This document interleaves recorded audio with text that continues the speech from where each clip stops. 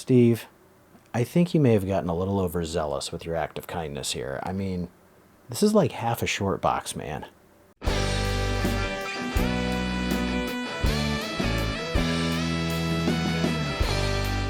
Welcome to Haul Yeah Comics. My name is Nate and I have issues. Today's issues are all books I got from my friend and hopefully yours, Steve Driscoll of Comics with Stevey D. Steve's channel on YouTube is, in my opinion, vastly underwatched. A lot of people that I know watch him, but he doesn't have as many subs or as many views as I think he deserves. Steve shows off books from his collection, he tells you things about them, he makes connections to parts of his life that, like, why that book is significant. He's just like got a pure joy for this hobby and I love watching him. So I'm really hoping that, as I'm showing you the books that he sent to me, that you will go and click on his channel and give it a chance. He does these holiday themed episodes that are just great. He did a Christmas one that I loved, and he did some Halloween ones that are also good, and Halloween's coming up again, and I'm pretty sure he's working on a new Halloween episode. I just think you'll really enjoy him, and he's on like episode 110 as of the last episode of his that I watched. So when you do subscribe to him, boy do you have a backlog to get through. So please take a moment, click on the link in the description of my video, and give Steve a chance. So let's go into the books that he sent me here. This is actually two different sets. He and I worked out a trade, but it was really more of a like blind trade where I was going to send him some books and he was going to send me some books, and he sent me a ridiculous amount of books. So after I got that, then he, like, it wasn't but like maybe a week later, and he sends me another message and says, hey, I'm going to send you another package, but this one's just an A-OK. Like the first one wasn't also an act of kindness. How many books you gave me, Steve? And he says, I've watched some more of your videos and I think I have an idea of what you like. Well, I mean, you knocked it out of the park with the first one, buddy. You didn't have to send me another one. Anyway, he sends me a second package, and it's like equivalent to how many books were in the first one. I mean, I showed you here. This is a ridiculous amount of books. I guess let's get started. Let's look at some comic books. The first book he sent me is an Image Comics Cyberforce issue 4, which is kind of a random issue, and I'm thinking, why would he send me this? And then, when I saw that it was foily 90s nonsense, I knew exactly why he sent it to me. It's because I love stuff like this. I think Mark Silvestri is very serviceable 90s art. He's from that Jim Lee school. But yeah, foily cover, you knew what I like, Steve. Another book that confused me at first was Punisher War Journal by Matt Fraction, and I cannot remember the artist name, but it's Olivetti. The thing about this book that really blew my mind is when I looked inside, the art on the cover is exactly what you get inside. So many times you see a beautiful painted cover like this, and the interior art is, someone else's pencils. It's just a cover artist. No. This interior art is painted and it's amazing, and I think it may be something that I have to track down and read some more of because I absolutely loved it. Now this one, oh my gosh, this one just killed me. This is Blasters Special 1. This is a DC comic of this team called the Blasters. They were born out of the Invasion crossover that DC did.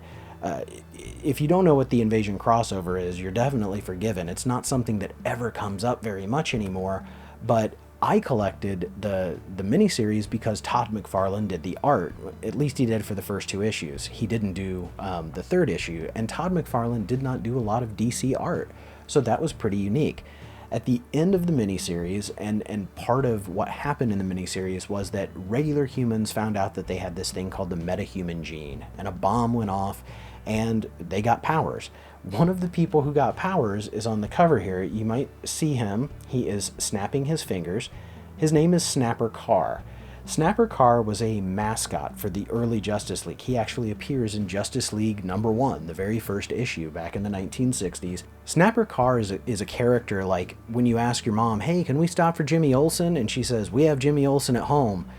She means you have Snapper Carr. Snapper Carr was like Fonzie, but not cool. He I don't even know exactly what he was. He would like, talk to the Justice League, and when something cool would happen, he would snap his fingers.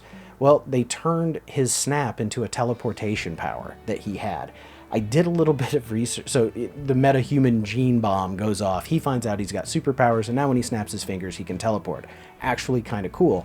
I was reading up on him, and I found out that at one point in the comics, to stop him from having his powers, they cut off his hands. I don't know what issue that's in, and if someone does, I really want to know, because that is just insane to me that this throwaway mascot character from the 1960s ends up having superpowers and is then has his powers taken away by having his hands chopped off. It's okay, because later on the Legion helped him grow his hands back, but, you know, comics. I'm really excited to have this one, Steve. This is a wild book, and something that I have a lot of connections and interest in.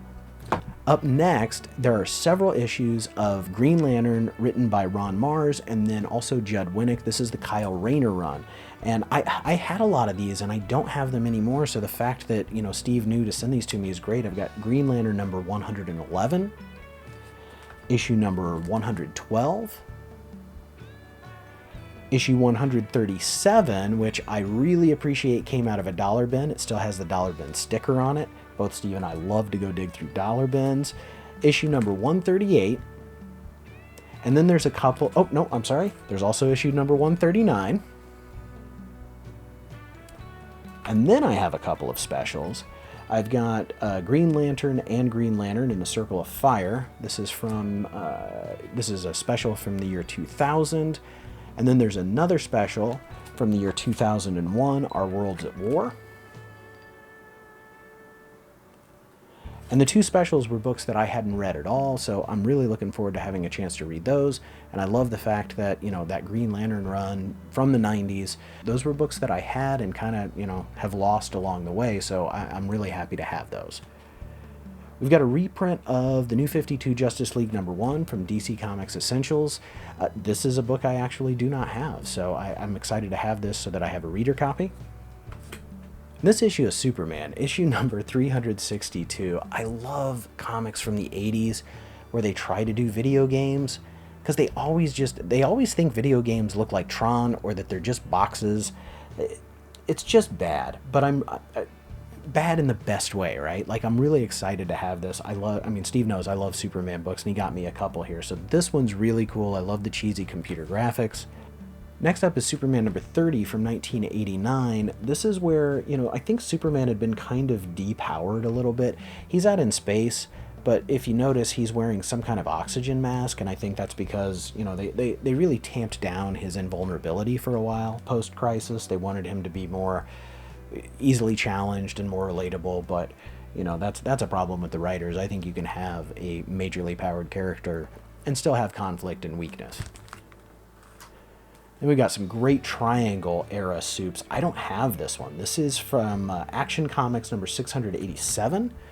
So this is one I didn't have, and I collect quite a few of the Triangle era Superman books, but there were like, what, 4 or 5 titles for the whole death and return of Superman and everything that came after. It was hard to keep up with all of that, so this was one I didn't have. I'm glad to have in the collection. I've got a World's Finest number 309 that he sent me. Who is Quantum, and why does he want to kill? Well, I mean, I don't know, and I don't think he's anybody that still exists today, but it's a World's Finest, and who doesn't want a good Batman and Superman team-up against a no-name villain? I mean, I want that. Maybe you don't. I do. This next one kind of hurt, and not because the book is not cool. The book is amazing. This is The Minutemen. This is from Before Watchmen, and what hurt about this for me was that the artist on this, the writer and artist on this, is Darwin Cook. Darwin Cook is a writer. Darwin Cook is a creator that we lost way too soon. One of my favorite things that he did beyond the New Frontier, which he's known for doing DC, kind of like a Silver Age, you know, love letter is what that series was, but he did this graphic adaptation of the Parker novels that were just so cool. And as somebody who loves crime noir and fiction like that, the series of books that he was working on at the time for the Parker novels was just amazing. And so when I saw this, number one, I haven't read this, and I love the Watchmen, and the Before Watchmen books I have read, I will admit, have been very good, even though it was the kind of thing that I thought we didn't need. But anything by him is worth checking out, if nothing else for the art, but I bet he does a good job with this story. So, you know, anything by Darwin Cook is worth your attention, and I was really glad to get this.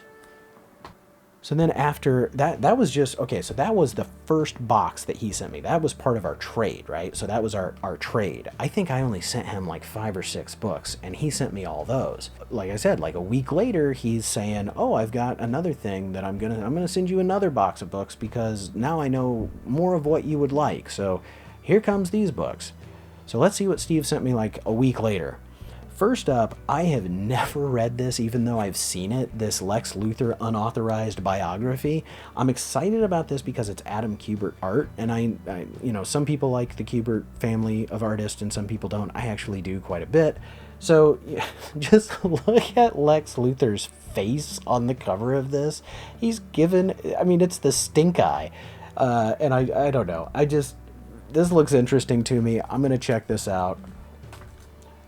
There's a great team-up book here of Green Lantern and Atom, and this is Kyle Rayner. This one also has that Circle of Fire that was on the other special that he had sent me. So, again, I don't know what the Circle of Fire was, and I don't know exactly what this team-up is from, but this is an era that I don't have a ton of books, and I don't have this one. I love the Arkham City, Arkham Knight, Arkham, all of the Arkham games for Batman. And this is a tie-in. This is #1, Arkham Unhinged. This is not one that I've read before. It looks pretty cool. I'll check it out. That universe was very dark, but man, that's a good series of games. Now, Steve was very excited to send me this. He said, this is something you're really going to like. And I do, and I'm not sure if it's for the same reason that he thinks I would. So this is a Harley Quinn called Black and White and Redder. This is I don't know if it's a mini-series or an anthology. He sent me issue 1 and he sent me issue 3. What I like about it, or at least what I think I like about it, it seems to be anthology based, although it does have chapters, but each like chapter has a different writer and a different artist. When I looked at #1, the very first artist was Kevin Maguire, and Kevin Maguire is like my favorite artist because of the Justice League International. So seeing Harley and heroes drawn by him just made me smile and totally makes me want to take this and give it a read. It also is black and white and red only art, which is, you know, kind of a thing. The Teenage Mutant Ninja Turtles have a black, white, and green. But it's an interesting idea that you're going to do this black and white art with one color and have it be red. So this is really cool. Steve was right. I'm so glad he sent me this. And then there's a couple of Batmans in here that are just a little bit more random, but I'm also just really excited. So this is Alan Grant, Norm Brayfogle. This is Detective number 610. And I think the next book ties in with this, and that is Batman number 448. And again, it's another Norm Brayfogle cover, and I just think he's a very underrated Batman artist.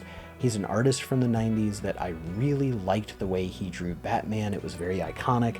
This character here was like, his name was Harold. He was sort of a savant when it came to weapons and design, and he was, you know, he did a lot of work for Batman in the Batcave, and, you know, this is a Penguin story. Some more Superman books, some more Triangle era Superman books. This is issue number 687, and I'm not 100% sure whether I have this one or not. There's a whole series of these covers that are die cut. Like this is, you know, well, I'll just show you. So like, you know, the front has a hole in it, and when you open it up, I'm doing this terribly. When you open this up, you see that it's the Eradicator. And so there was a whole series of these for the reign of the Supermen. So we've got the Eradicator here with his cool grandma glasses. These are the ones that the old ladies would wear when they drive so that they fit over their other glasses. And then these were the other Supermen that were coming out at that time. We had the Cyborg Superman, John Henry Steele, and Superboy. So when Superman died, he didn't really die. It's okay, he got better.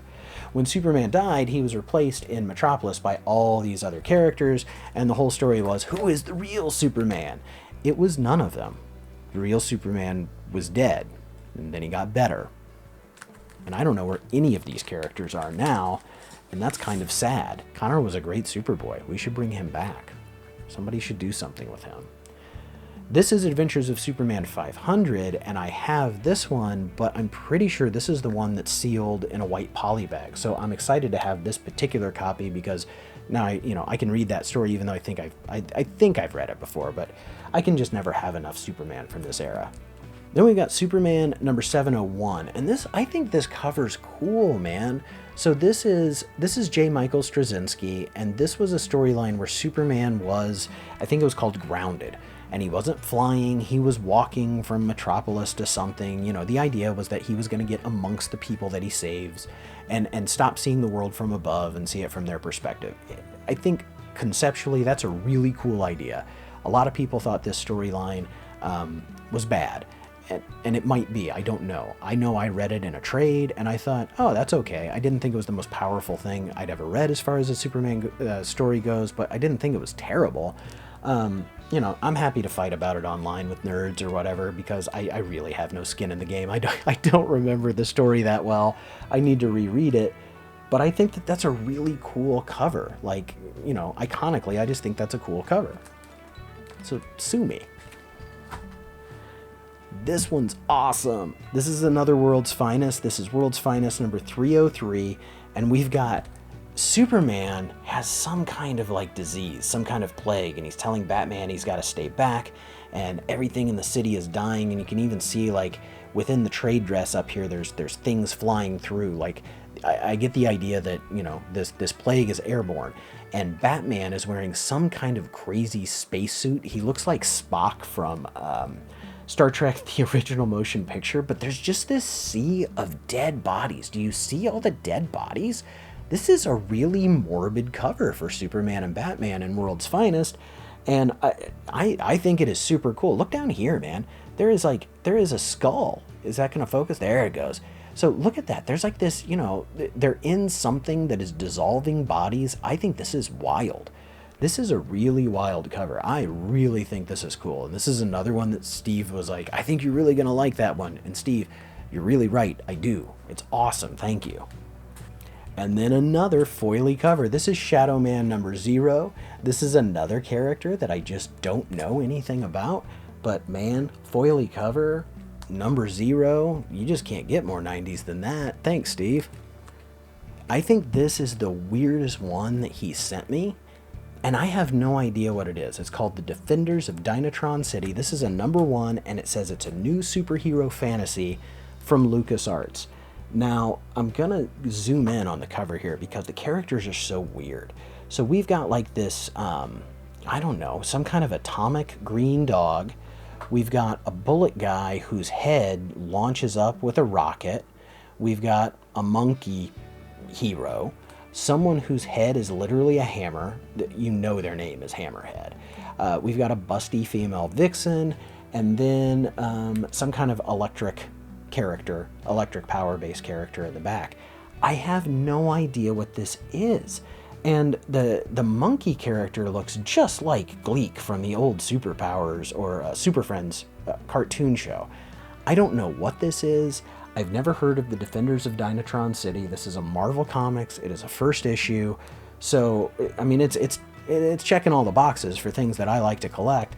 And it is something weird I've never heard of. I love finding things like this that I just had no idea existed out there. Because whenever that happens, now I'm probably going to run across like 4 or 5 copies of this book. That's just the way it goes. So Defenders of Dynatron City, if you know what it is, let me know. I certainly have no idea. I can't wait. And now we're down to just kind of the last couple of books, and the next couple are facsimiles or reprints, and I just love those. So this is World's Best Comics. I think this might be from... the cover, to me, it looks like these archive editions that DC did. And when they did these archive editions, it was like $50 for a hardcover book, and you got all of these reprints of, you know, great old stories.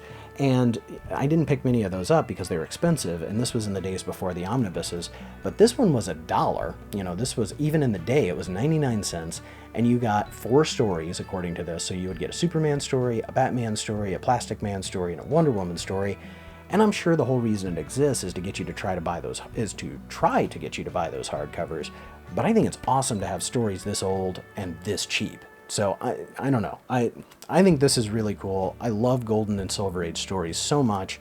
And the fact that they're reprinting them now just makes me really happy, because you get to see them in really good quality, and you get to read stories from that era that would cost you so much money if you wanted to try to track down the originals. Next up is a book that I have, and this is one of the only ones that I know that I have, but I am not upset to have another copy. This is Flash number 123. This is the facsimile edition. These facsimile editions are so cool because you get an exact replica, with the exception of the price on the cover. You get an exact replica of the comic from that era, including the ads and everything else. This is a book, The Flash of Two Worlds, where Jay Garrick, the Golden Age Flash, and Barry Allen, the Silver Age Flash, meet for the first time. And it is a very pricey book when you can find it. And when you can find it, it's usually in a slab because people are trying to preserve it and get the most money they can for it. I want to be able to read it. So having these facsimiles is just amazing. And I love Silver Age Flash so much. So I'm really happy to have this again. And then the last book that Steve sent me. I did say that Defenders of Dynatron City might have been the weirdest one that he sent me, but I don't know. Maybe this one is. This is a book I was aware of and I do not have. This is Leonard Nimoy's Primortals, and this is published by Techno Comics. I don't know what this is. I mean, this character looks like a cross between Hawk from Hawk and Dove and the Martian Manhunter. He's got cybernetics. This looks so weird, and it says it's based on concepts by Isaac Asimov, the famous science fiction writer. So that's cool. Leonard Nimoy, cool. Isaac Asimov, cool. 90s weirdness, cool.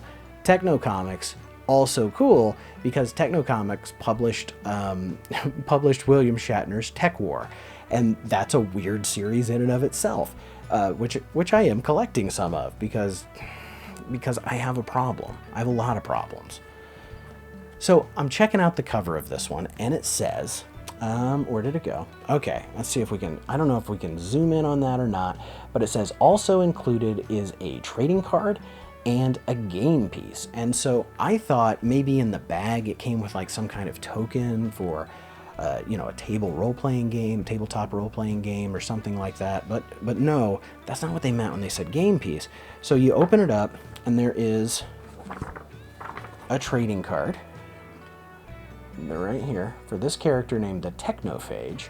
And then on the other side, the other side is this like a lottery ticket.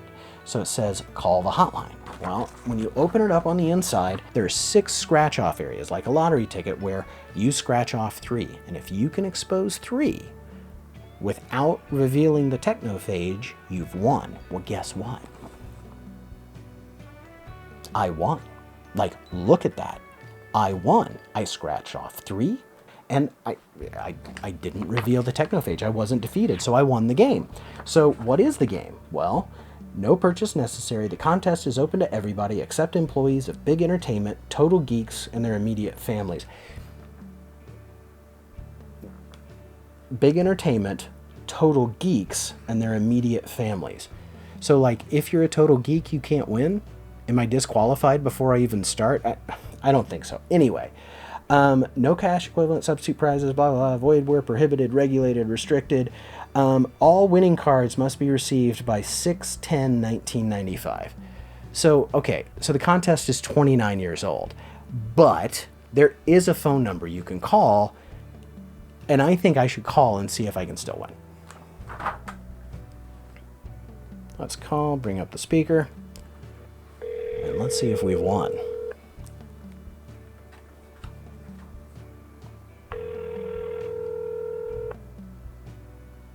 You have dialed a number that is not available from your calling area. Well, that's disappointing.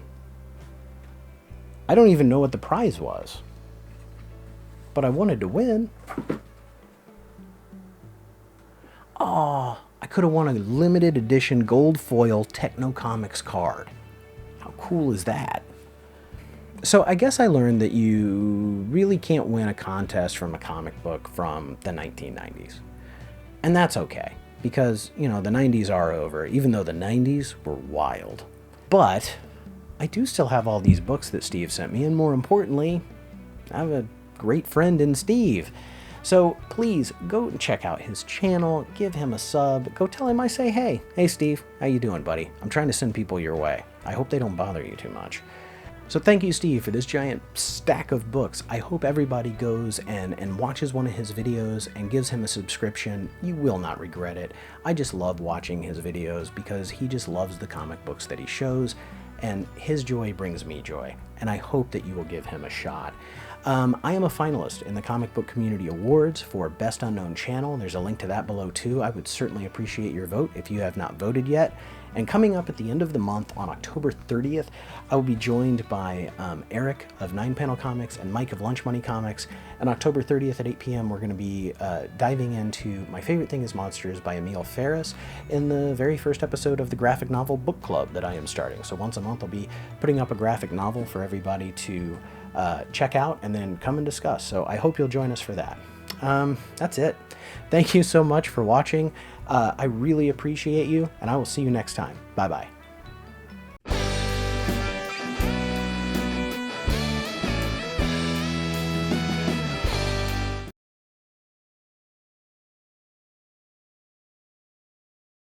So I'm going to actually, you know what? I'm going to give you a second here. I'm not going to do anything. You know, sometimes when you're trying to fall asleep at night and then you like have that one embarrassing thought that like just hits you and paralyzes you, and now you're not going to sleep and you're just going to relive that horrible moment over and over again. I'm going to do that and give you a chance to go and subscribe to Stevey D.